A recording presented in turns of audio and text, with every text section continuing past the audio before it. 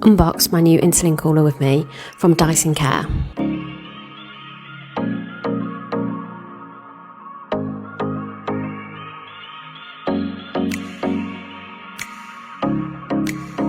In the box you get the cooler,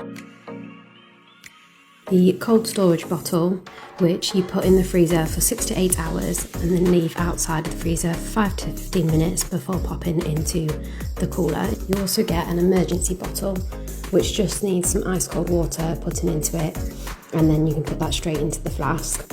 Also comes with a thermostat and 2 storage bags for your pens. So once you've frozen the cool storage bottle, pop that into your flask, pop your insulin pens into their bags.